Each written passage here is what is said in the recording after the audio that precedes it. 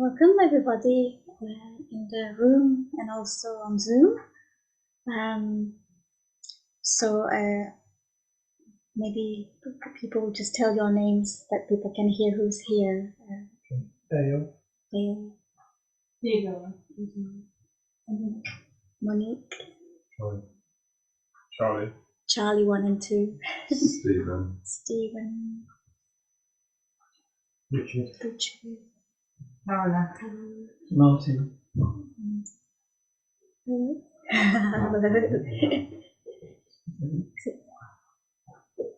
Carlos.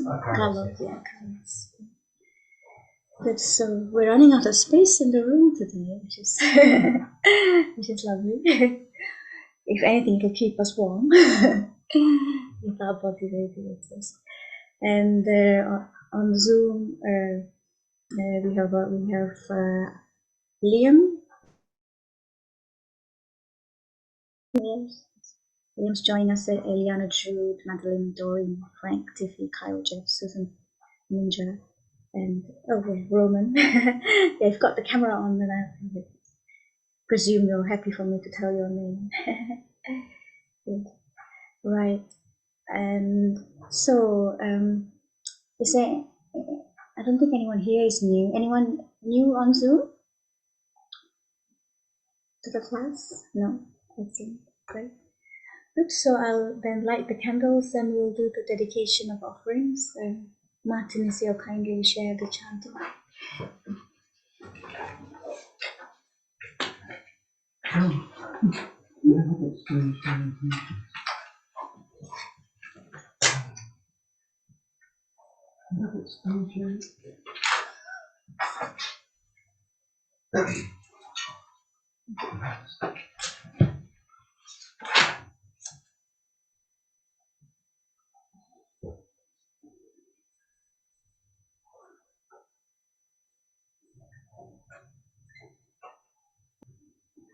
Yoso bhagava samma sambuddho to the blessed one, the Lord who fully attained perfect enlightenment. Sarvadho yena bhagavata dhammo, to the teaching which he expounded so well. Supatipanno yassa bhagavato sāvaka sangho, and to the blessed one's disciples who have practiced well. Dhammayam bhagavantam sadhammam sasangam, to these the Buddha, the Dhamma, and the Sangha, Vimini Sakari Yatara, Arupite Abhikutaya. We render with offerings of grateful homage. Sadhuru Bhante Bhagava Suchira Parini Bhutopi.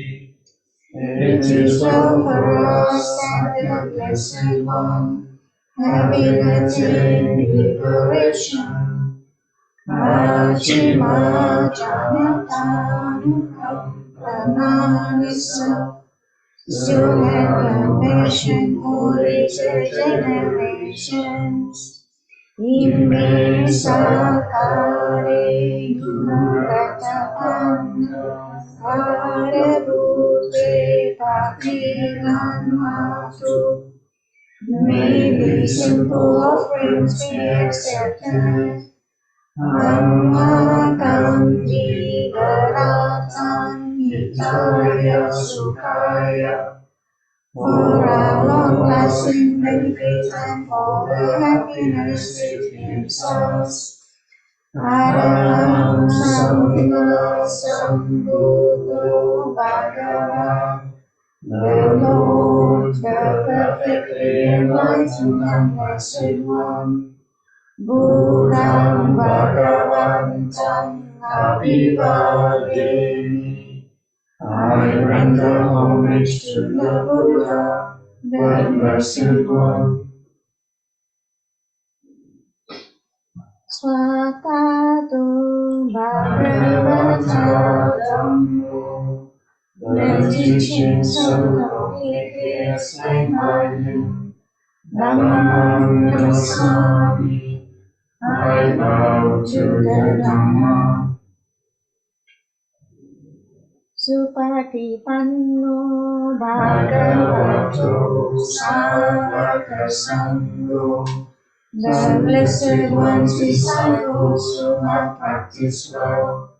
Sangham Namami. I bow to the Sangha.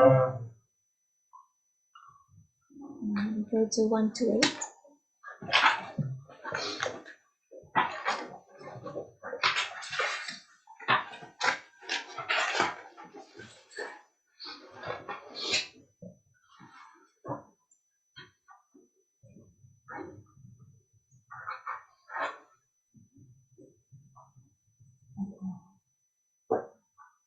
Namo tassa bhagavato arahato Samma Sambuddhassa.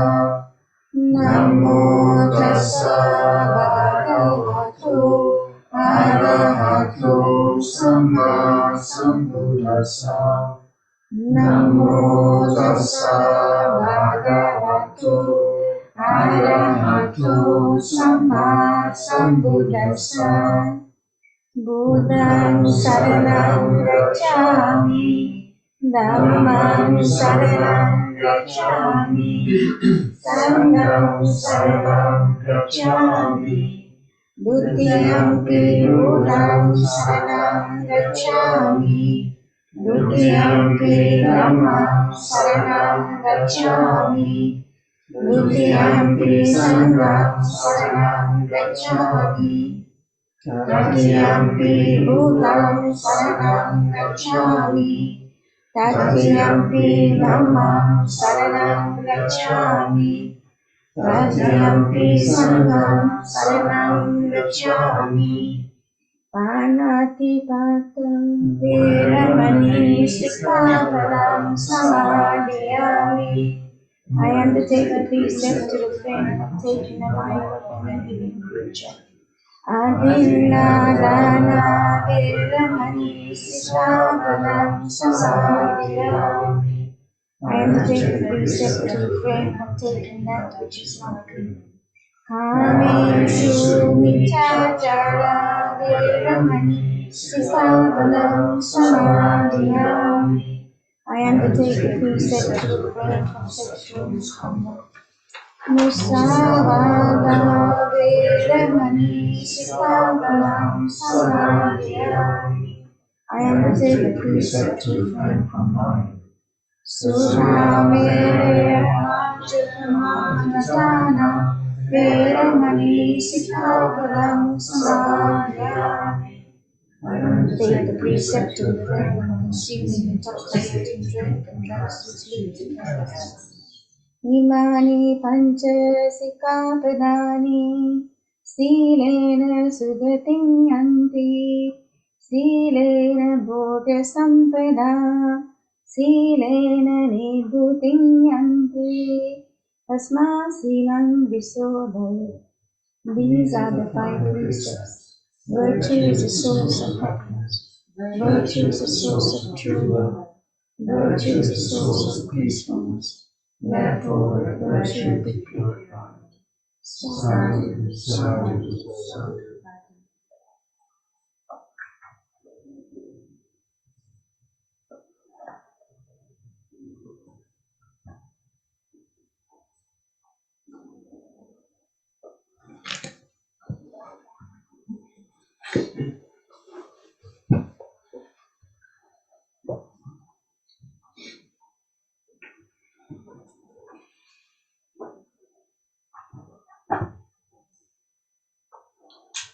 So we're sitting meditation.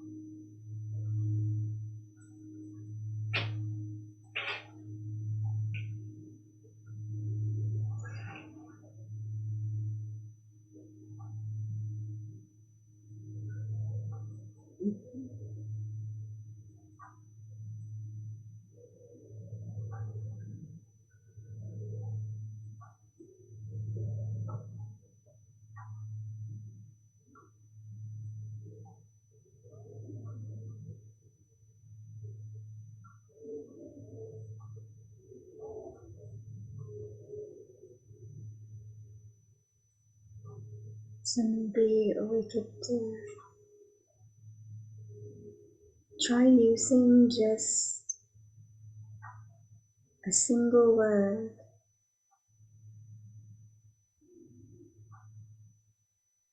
to see how that helps us in our practice. We hear a lot of words,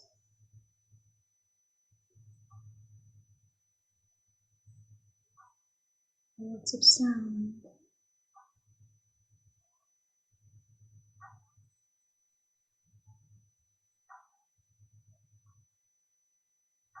So gently breathing in,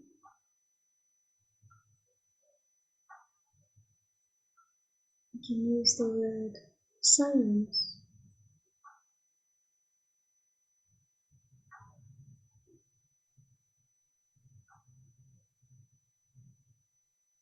Breathing out, silence.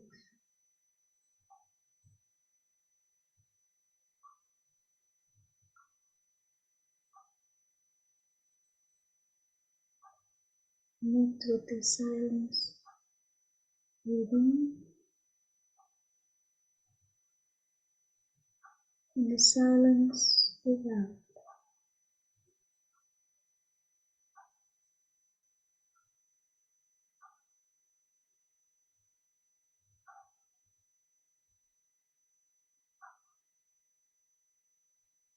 Silence.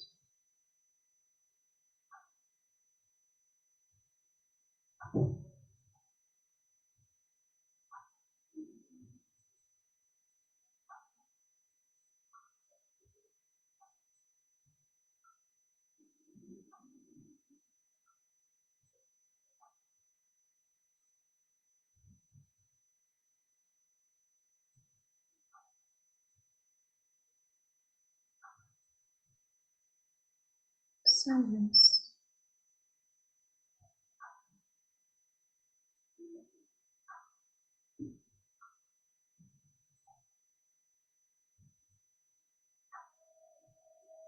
Silence.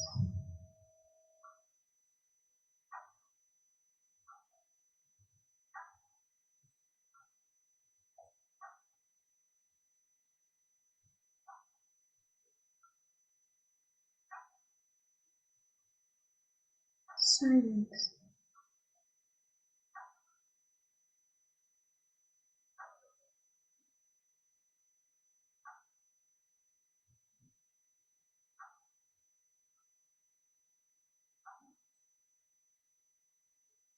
Silence.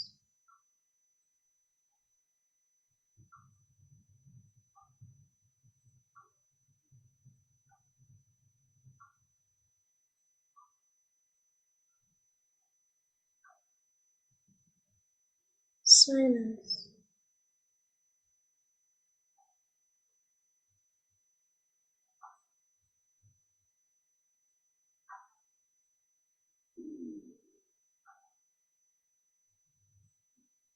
Silence.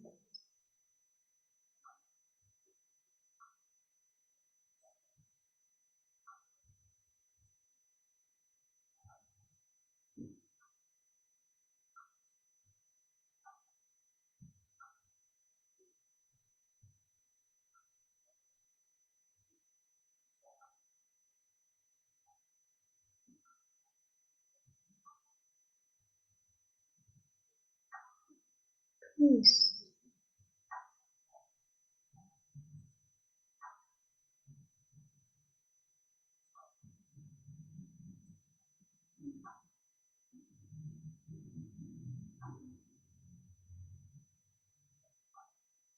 Connecting with peace.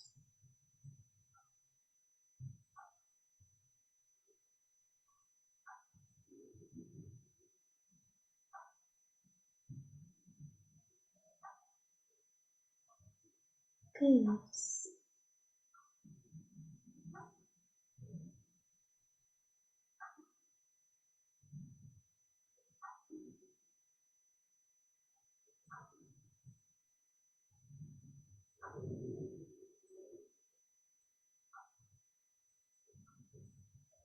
peace.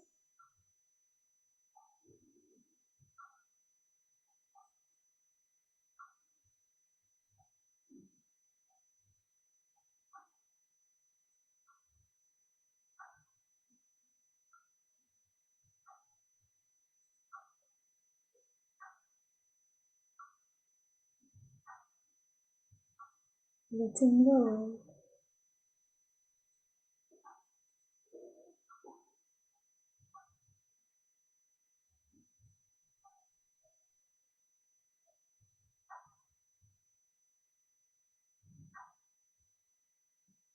Letting go.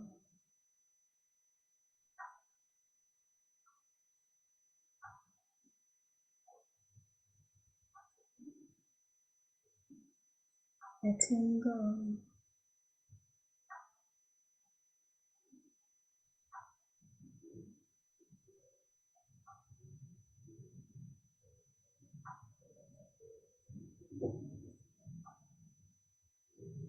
Letting go.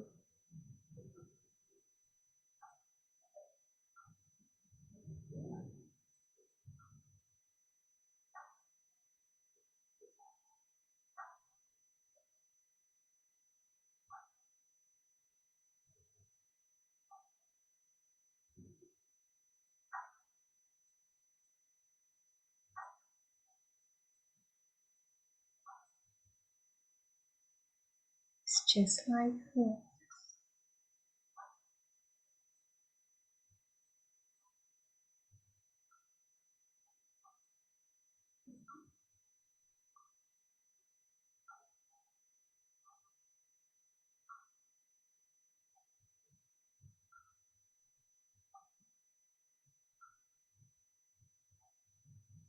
It's like this.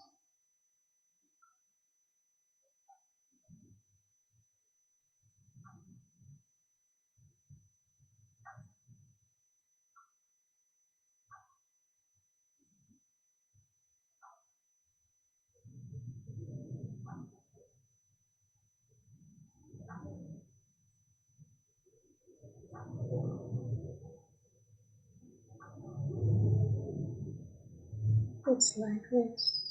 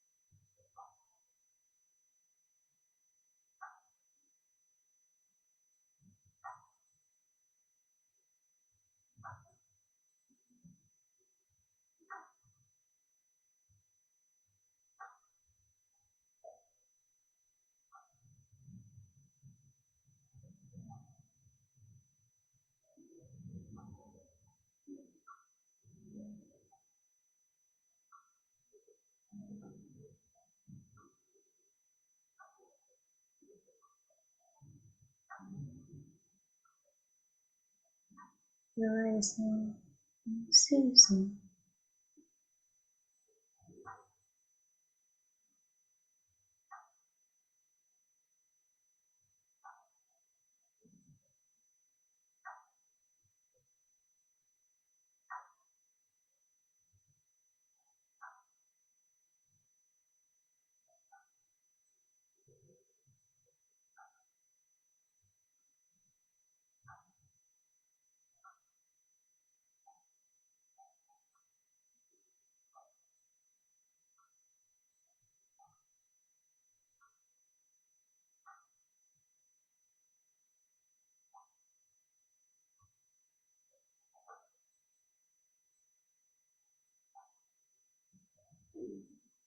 Arising, ceasing.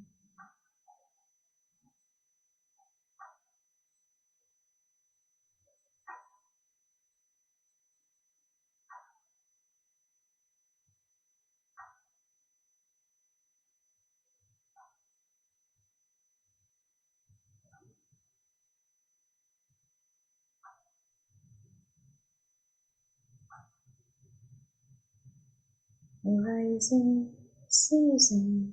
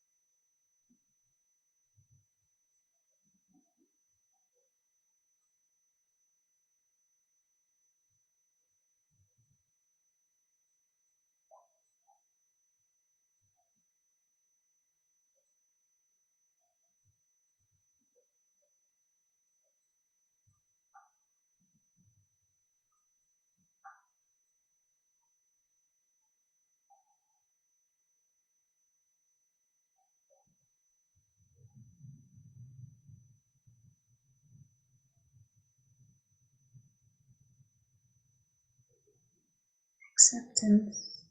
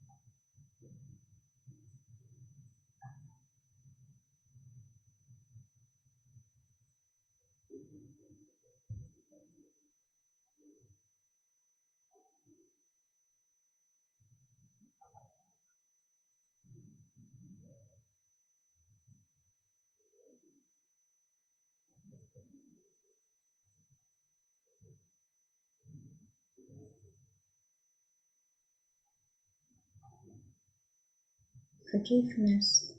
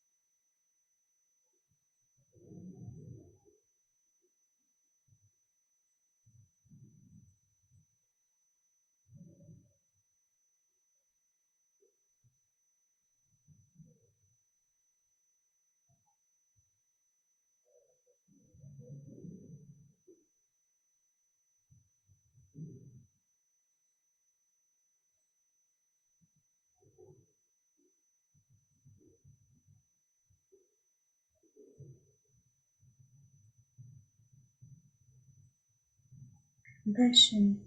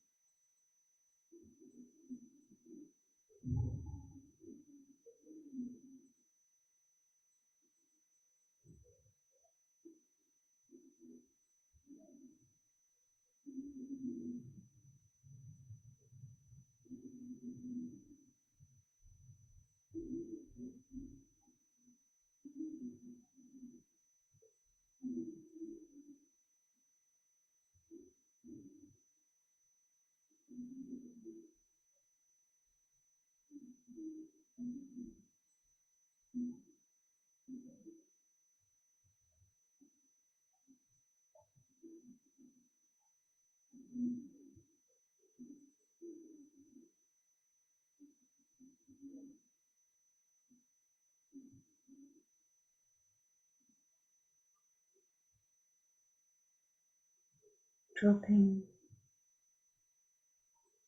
into stillness.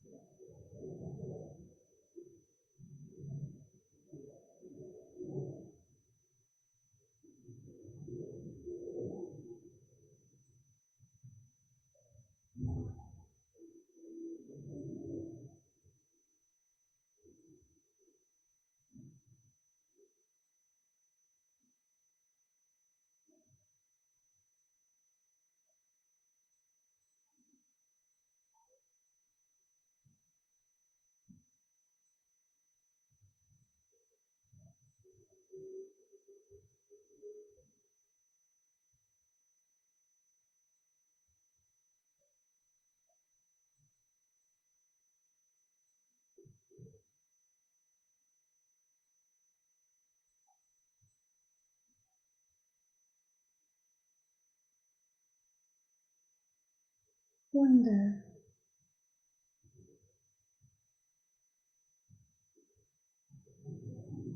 who is here.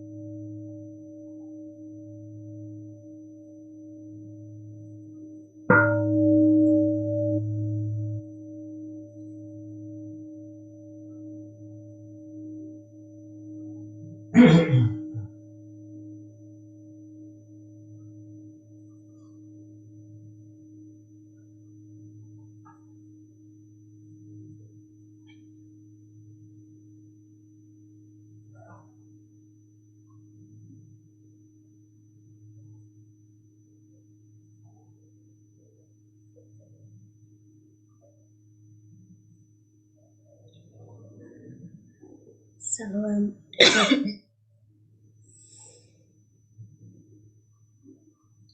we live in a busy world, so it's important not to make the meditation busy as well. But we can also learn from the busy world. In fact, we learn a lot. We learn almost a lot. We learn lots of things from the busy world. So this weekend was quite busy, and most of you joined for the busyness that we had as well, or some of it. So on Saturday, we had a day retreat, and Nick Carroll did it very beautifully. We had some wonderful, insightful reflections. I'm hoping it seeped in somewhere, because I don't remember the words. And there were obviously lots of people that helped in organizing the day and making it possible. And yesterday, some of our friends here also joined. We went on a peace walk from Trafalgar Square to the Parliament, and it was a silent walk, a silent meditation walk. And for that, there was lots of generosity and giving as well.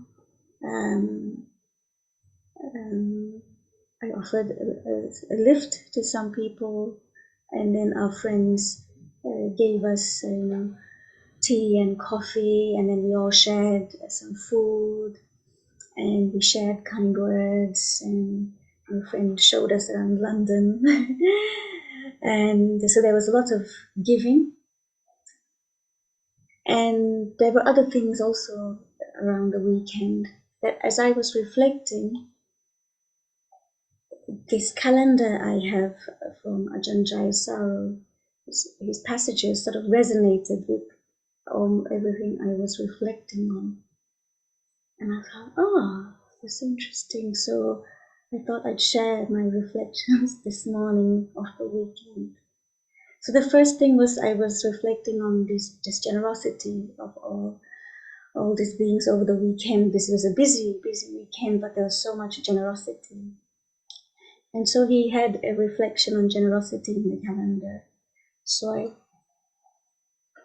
took apart the calendar and brought it with me, because it's from 2022. So generosity, he says here, giving, sharing, performing acts of kindness with no thought of reward. This is the foundation of the Buddhist path. Kind, generous acts and words gradually cleanse the mind of the poison of self-concern. They change the way we look at others, and they change the way we look at ourselves. Loneliness and alienation fade away. And this I definitely felt this weekend. I didn't feel lonely. I didn't feel alienated. I felt connected to the power of everybody's generosity. My heart was held, and I didn't feel lonely. The perceptions, I am a giver, I have something to give, I make a difference in my world through giving, bring joy and stability to the mind. And this is an interesting reflection afterwards. The unwise seek happiness through accumulation, motivated by a deep, irrational belief that it will protect them from death. So here the weekend was a lot of generosity and giving. Nobody was thinking about keeping something for themselves. The day retreat, people were all giving their time, their wisdom, their effort. And yesterday people were giving their time, that Sunday off day, spending with family, they'd come for peace, for humanity. And they were also sharing their food, buying us drinks, showing us how to get around the place. So they weren't thinking about themselves. So what am I going to get for myself? It was about giving. And so they didn't have that thought that I should keep something for myself. And at the end of the walk, there was something beautiful. We all had to bring a white flower. And they said, please give the flower to somebody else. So even the flower that we brought, we gave it. And that flower, and in one instance, they were a chain of friends. And the flower went from one friend to another friend to another friend. And at the end of the chain, a friend gave it to Venerable Chanda. She was a nun, a Theravada nun that had attended the ceremony walk. It was a beautiful white cloth flower. And she then, Venerable Chanda, also gave it to somebody else. Said, oh, this is too beautiful for me, please, you have it. And then what happened was, me and another friend went to see her. And then my friend also had a beautiful cloth flower, more beautiful than the one she already had given. And so she offered this beautiful flower to Ajahn, to Venerable Chanda. And she was like, oh, I just had a beautiful white cloth flower and I gave it. And now I get one even more beautiful. And we were thinking just in that moment, what we call the result of giving. She just received it. She let go of something beautiful to get even something even more beautiful. And in that thought, she said, oh, I am going to give this to the Buddha. I'll put it in my shrine room. And even that, she was then giving again. And so here we are. The wise seek happiness through giving, based upon a rational conviction that cultivating a habit of non-attachment propels them onto the path to the deathless. So that was my first lesson from this weekend, the power of giving and how that brightens our heart and holds us. And that's more than and it was fascinating because we were in London, where there's so much about myself and getting somewhere in the world in London. But here, in that space, we were experiencing generosity and giving, and it was amazing. And then a friend also spoke about what we wear. One friend made a comment about clothes and how we can be very particular about what we wear. And I said, oh, I don't really try. Personally, I don't want to spend too much money on clothes. I said, I just do something smart. Sometimes my mom doesn't think so. I try. And then and another friend said, oh, it might be because we don't feel comfortable. We're all dressed up. I said, no, that's not the intention. The intention is really that money is better spent on giving something else, or maybe paying my mortgage, or helping somebody. Just have enough clothes to keep ourselves comfortable. Why do we need to have? I suppose because we were in the city, this conversation came up. And then this is Ajahn Chah's reflection on materialism, was in that calendar. He goes to say, how much is the right amount? Not too much, not too little. Yes, my mom would say, you need to dress decently. But obviously, don't overdo it. Knowing the right amount is one of the most important of all life skills, and yet it is rarely acknowledged as such. There is, of course, no fixed answer to the question of the right amount. It will depend on the person and the context. Even for one person, the right amount in various areas of their life will not remain constant. How much food do we need? How much entertainment? How much money? How much stuff? There are few clear boundaries. And in a consumer society, most of the signals we receive tell us more is better. This resonates with our instinctive assumption that what makes us feel good must be good for us. To find the right or optimum amount in life, it is necessary to train ourselves to be mindful of the true needs of body and mind, because the world is telling us we need more of this and that. The vital point is to make it a habit to be constantly asking the question, how much is the right amount here? One practice that I do is that if I get something and I already have something similar, I give away what I already have. By doing so, we cultivate a sensitivity that protects us from subjection to greed. So it goes in line with our first theme of generosity, about trying to understand how much do we really need. As a simple guideline, enjoying anything that you like, it is usually best to stop at least a short time before you want to. So this is a bit like there's a story that the Buddha gave a king. I don't know if the people have heard. He said, stop eating. So when you feel like you could eat 3 more mouthfuls of rice, you stop eating. Don't eat until you feel completely full. So this is a bit like what Ajahn Chah says here, to stop before you feel completely satisfied. So there's a slight restraint of the senses. Do we really need all of this? So that was my second reflection from the weekend.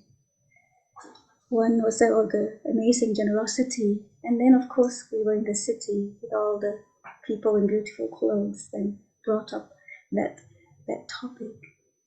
And then we went with a few people who were from abroad. So our wonderful friend Theodora, is a Londoner, took us around sightseeing in London. And we were seeing all these wonderful buildings. And then I was reflecting on, what are these buildings? And what are they really? And you could see people getting so absorbed in the sights and the sounds and the lights and all of it. But then I wondered, what is it? What is it that I'm seeing? What is it really? And you could see how, if you really look at it, these buildings are just things that are put together and we call it a building. And then we put some value on it, a story around it, and make it something really special. And then we are absorbed in it. And then the mind likes this. And I felt like, if we feed the mind with this, the mind will seek joy, happiness in that story, in that feeling, in that creation. So I thought, I need to be careful here, not to soften the mind when we are around these sights and sounds. So I started this reflection.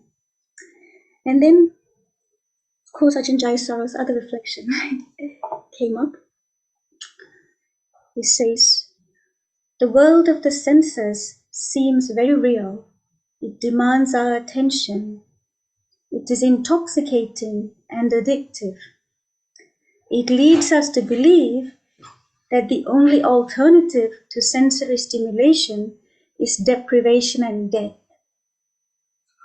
I mean, this we hear from other people when they say, isn't it? I mean, what's the point in living unless you're enjoying yourself, partying and dancing and singing and why? You might still be dead. So the only alternative to it is or deprivation is like depriving yourselves of being, because you're so afraid of being with it. So what he says is meditation helps us allay our fears. Through it, we can discover a stable clarity of awareness that produces deep feelings of well-being and contentment. Taking a step back from the sensual world, we become aware of its coarseness and its inability to meet the most profound needs of the human heart. No longer dragged here and there by our obsession with the content of experience, we are ready to learn the true nature of phenomena. This is the Buddha's path to liberation.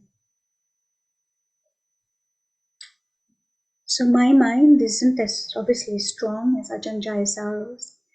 So when I'm exposed to these situations, I bring up these reflections so that the mind doesn't get caught up.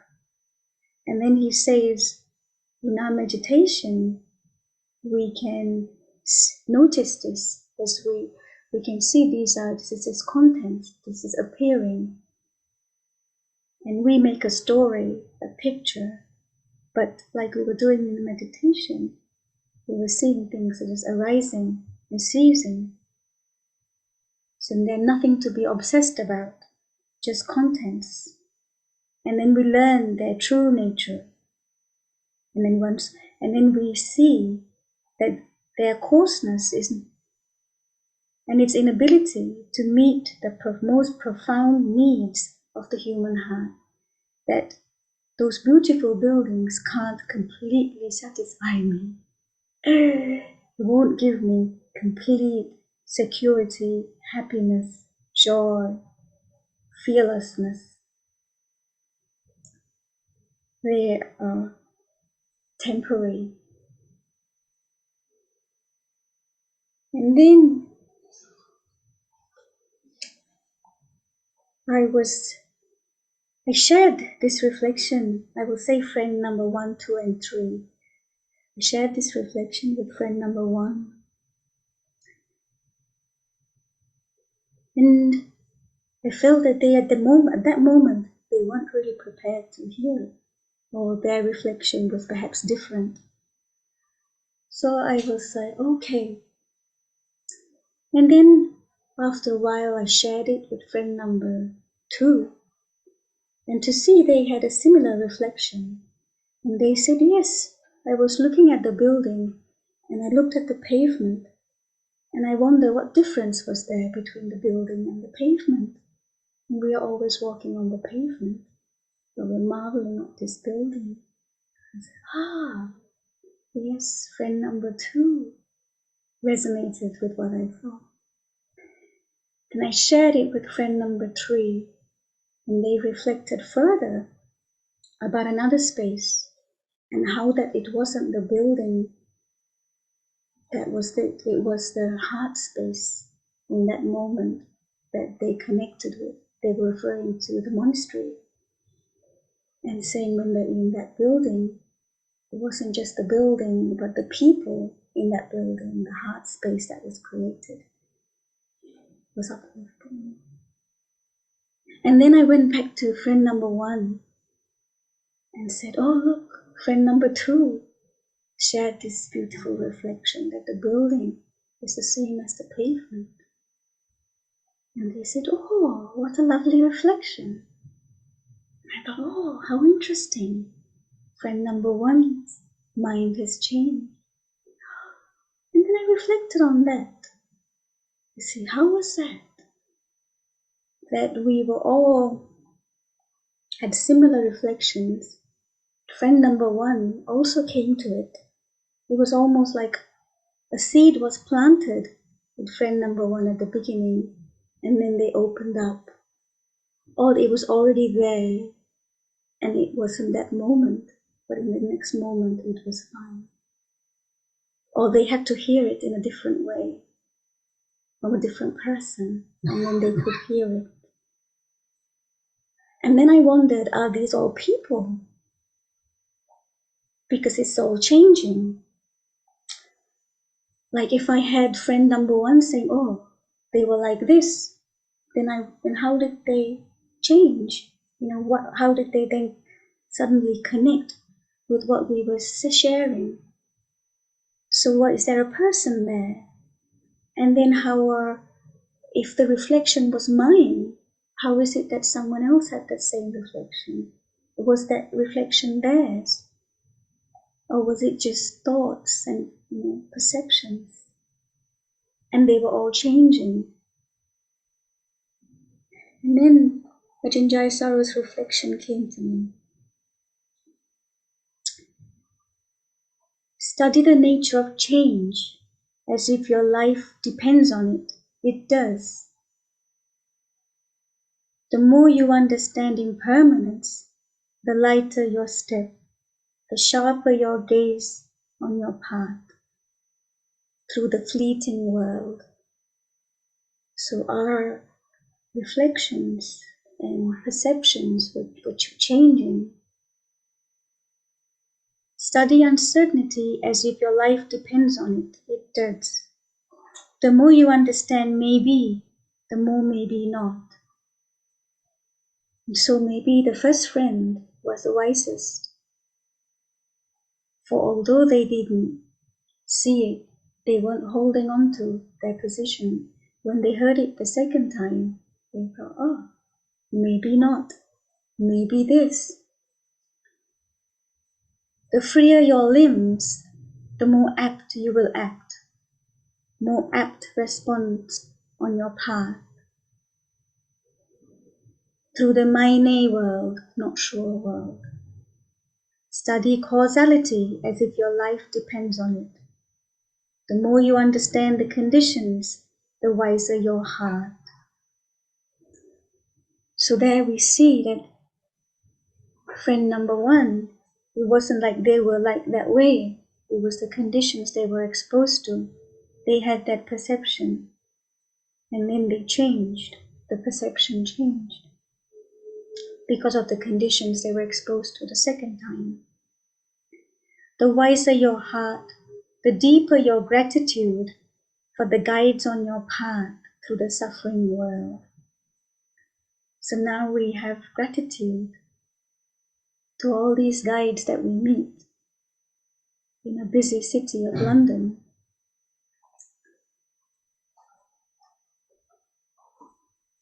And then there's also this caution of the delight you get when you think, my friends understand me. They can see how I see it. Then Ajahn Chah says about being mindful of the joy of confirmation. He gives a story. One day shortly after I had delivered the Uposatha Day Dhamma talk to the local villagers in our monastery, a middle-aged man approached me reverently, his face radiant. He bowed very slowly 3 times, and then raising his hands in Anjali, thanked me for giving such a wonderful discourse. I asked him if there was anything in particular that I had said that had moved him so much. He said, no, all of it. What you said just now agreed exactly with my own understanding. Maybe, I said to him, you should consider the possibility that we might both be wrong. So I thought, friend number 2 and 3, and me might all be wrong.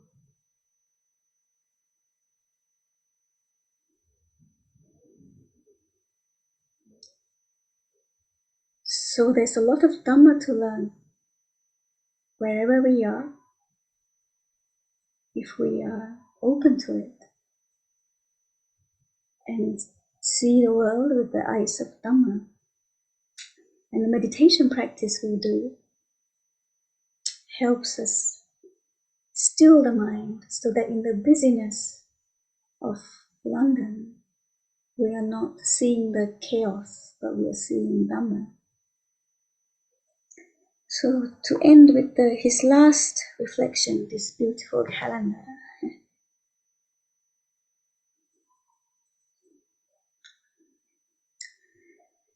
Inner stillness reveals the way, make it your friend. Inner movement may distract you, don't let it become your enemy.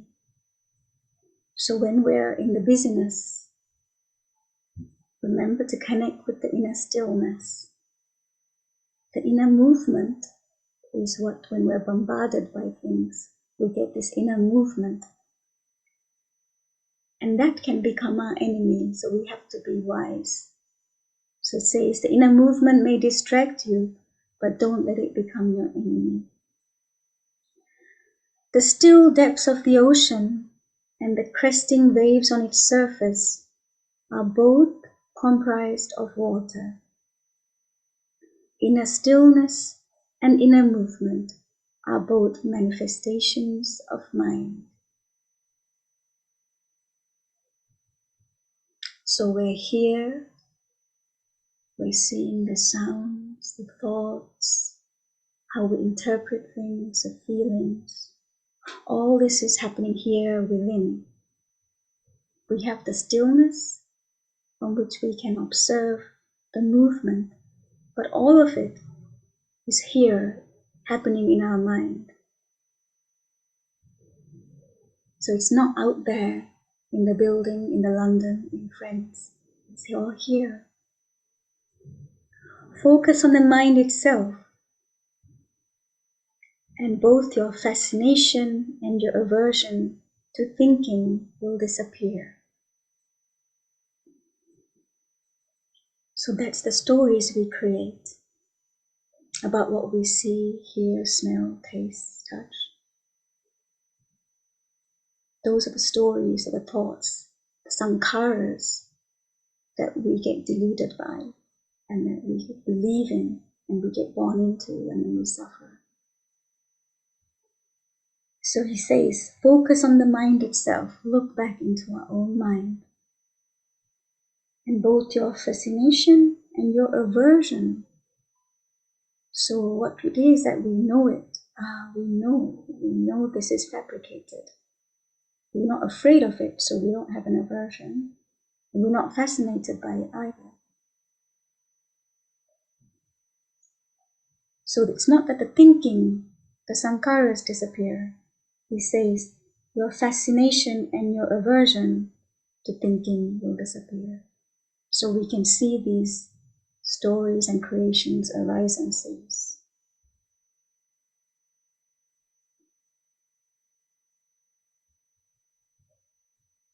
And in theory, we'll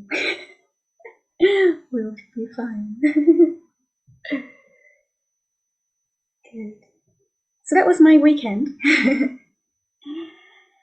And I could share it with you, and if there's anything that sort of resonated with you or you wanted to share, we have a few minutes. It'd be lovely to hear. Let us know if you can't unmute yourself. I think Martin has the power to. I can help you, Martin. Oh, I can do it, yeah. Oh, in the room.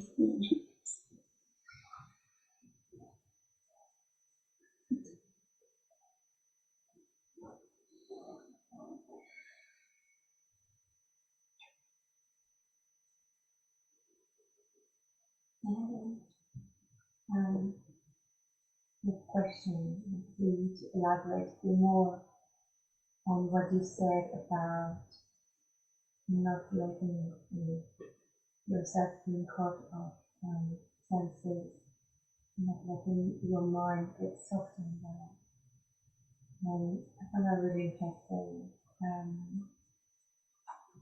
Sometimes I find with some intense practice, we can actually develop this strong mind, and it can become really hard. And sometimes we want to open up to the world around us, and like you say, start to soften and more get in and get overwhelmed, and we lose that stress of concentration.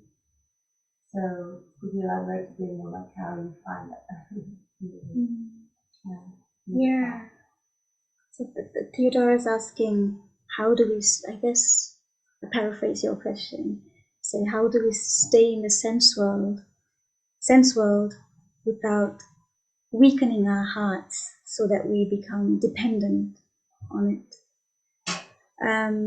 So it's a gradual path. So I guess for me, every time I do remind myself of it, because we easily get caught up in the moment, so to speak, and get absorbed in things.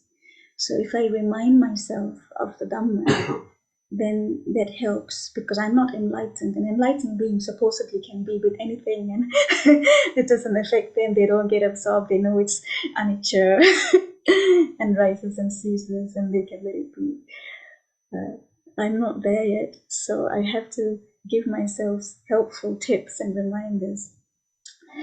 And I find most days I try and do some of the 8 precepts on the sense restraint.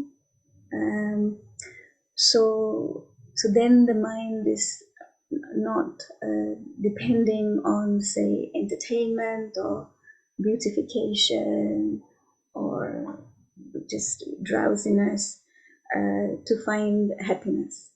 But then it's not finding a home there. So then you're not going to that to make yourself happy. And so I guess it depends on people's circumstances and lives. So you can't, and the Buddha didn't say that lay people have to do that. 5 precepts is more than enough. But this is a practice.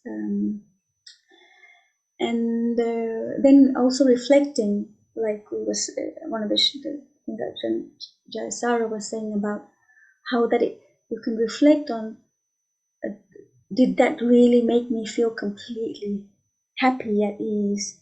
What moment really?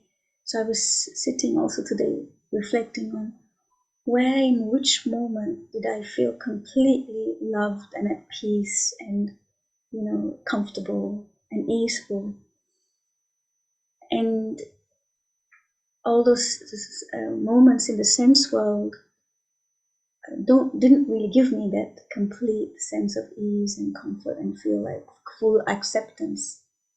It's usually in a place when I'm on my own in meditation, or just like, I feel so easeful and at peace and fully accepting who I am. And so I find the sense world is unsatisfactory. You find them, and then the more you're able to let go of it, and more we suffer because we are still. I mean, even this afternoon, I was still depending on my friend to make me happy. My friend wasn't giving me what I wanted, or saying the right thing that I wanted to hear that would please my mind, and that was making me unhappy. And so I'm still depending, of course, because you're not enlightened.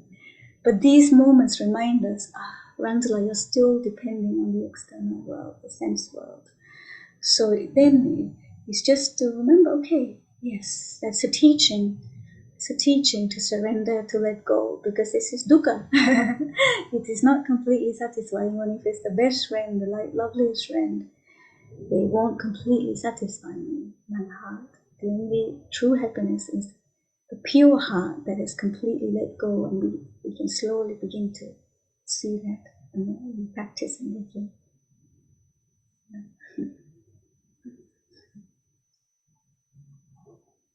Can you say something about beauty, man? This is something I struggle with. And, you know, the beautiful flower. So we love beauty and it uplifts us, and yet it does come in through the senses. And we can have a beautiful experience in meditation which isn't coming from our senses. But a lot of beauty comes through our senses, and yet it's an uplifting experience. Yeah. So it's a gradual path, isn't it? Like I say, so having a house in neat and tidy and a serene place, or the monasteries in beautiful landscapes near fields and forests and mountains and rivers, and buildings are beautiful. So these things are all very, like you're saying, uplifting, and so that also helps the joyous heart to bring joy to the heart, using what you could say is wholesome sources of joy, happiness.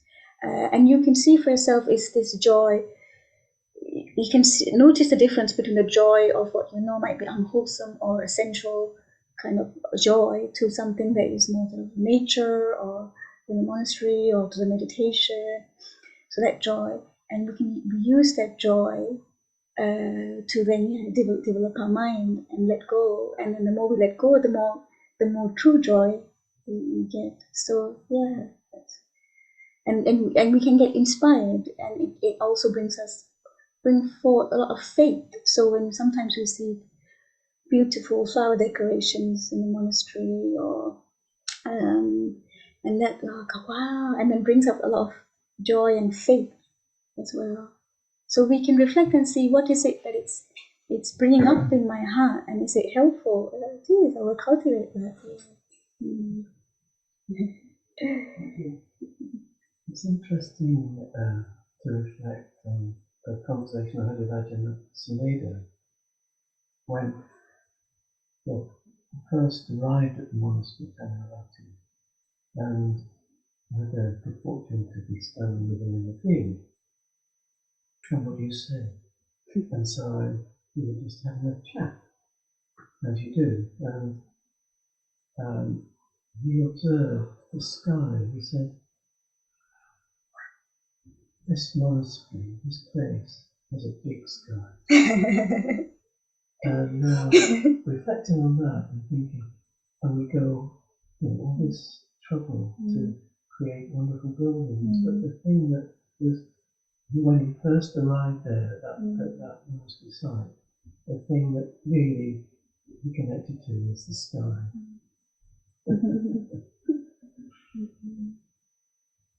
And that's wonderful, because the sky is still there.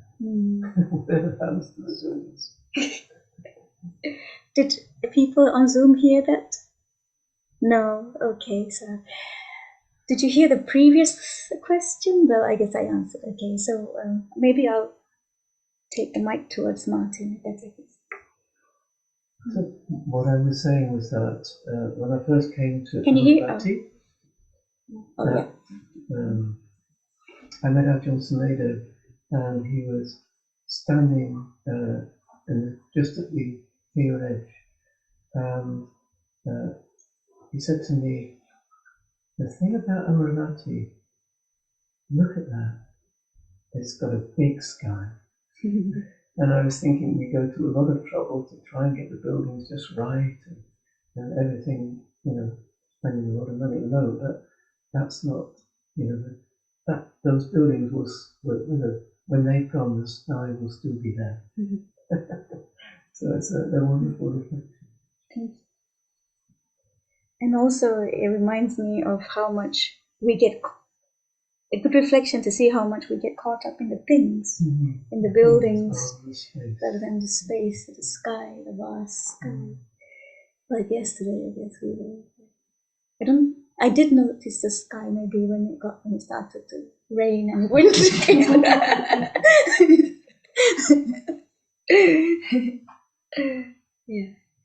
Yeah. Time flies when you're having fun. Okay. So we'll Does anyone have any last minute things to say? Last 2 minutes to say. I actually had a question. Oh, yeah. I feel like recently this sort of space happens when you're walking around. I think when I'm walking around and like getting on the tube, going to uni and stuff. This space.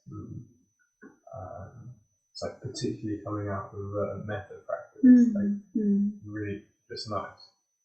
And for some reason, I hate to dwell in it, despite it being so beautiful and nice. And I'd rather think about things that make me feel unhappy and stressed.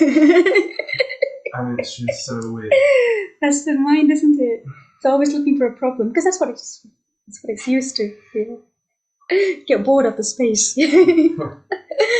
This is too angelic. Yes, that's a common experience. It's good you recognized it. And go, okay. There's a saying in Buddhism where you go, Mara. There's Mara again. I don't know if you've heard the term Mara. Have you heard? So that's a good way of saying, oh, Mara. I know you, Mara. Okay, good. Sorry, I don't know whether did the Zoom people hear the first question? Yeah, I thought of. Okay, he was saying that he's feeling very spacious, but his mind prefers the problems. So we always try and find a problem or something to come. Okay, so we'll do the closing homage then.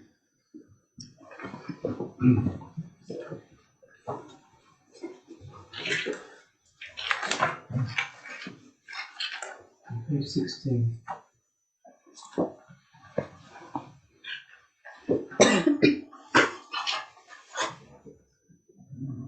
Araham Samma Sambuddho Bhagava, the Lord, the perfectly enlightened and blessed one, Buddham Bhagavantam Abhivademi.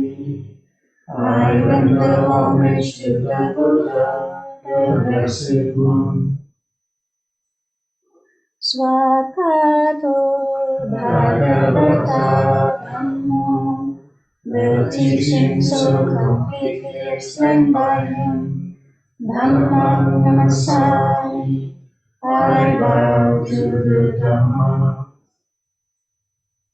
Supatipanno Bhagavato Sangha Sangho, the Blessed One's disciples who have practiced well, Sangham Namami, I bow to the Sangha.